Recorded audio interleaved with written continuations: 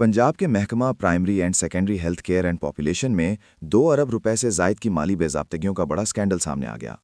Anti corruption establishment Punjab ने तहकीकात का दायरा वसी करते हुए अहम अफसरान को शिकंजे में ले लिया है।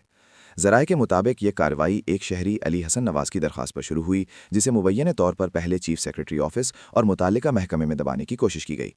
दरख्वास्त गुजार को धमकियां भी दी गईं, लेकिन एंटी करप्शन ने मामले की संगीनी को देखते हुए इसे सोर्स रिपोर्ट के तौर पर खुद टेकअप किया और बाकायदा इंक्वायरी का आगाज़ कर दिया। Deputy collector anti corruption Nisar Cheema की सरबराही में कायम टीम ने अहम अफसरान को रिकॉर्ड समय तलब कर रखा है। तलब किए गए अफराद में शामिल हैं रिजवान शाह, साबिक एसओजी, मौजूदा deputy secretary accounts and budget, Hafiz Ishtiaq caretaker, Mohammad Rizwan caretaker शामिल हैं। इब्तदाई तहकीकात के मुताबिक सरकारी फंड्स में संगीन बेकायदगियां पाई गई हैं और 19 ऑडिट पैरे ताहाल हल तलब हैं। अफसरान पर इख्तियारात के नाजायज़ इस्तेमाल और माली खुदबुद के ठोस शवाहिद मौजूद हैं।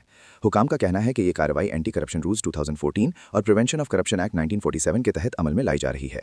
अगर इल्ज़ामात साबित हुए तो न सिर्फ मुकदमात दर्ज होंगे, बल्कि अरबों रुपए की रिकवरी करके कौमी खजाने में जमा करवाई जाएगी। अवामी व समाजी हल्के अब इस मुंतज़िर हैं कि क्या एहतसाब का ये अमल मंतकी अंजाम तक पहुँच पाएगा या बासर मुल्ज़मान एक बार फिर बच निकलने में कामयाब हो जाएंगे। ये केस पंजाब में शफाफियत और एहतसाब के निज़ाम के लिए एक बड़ा इम्तिहान बन चुका है।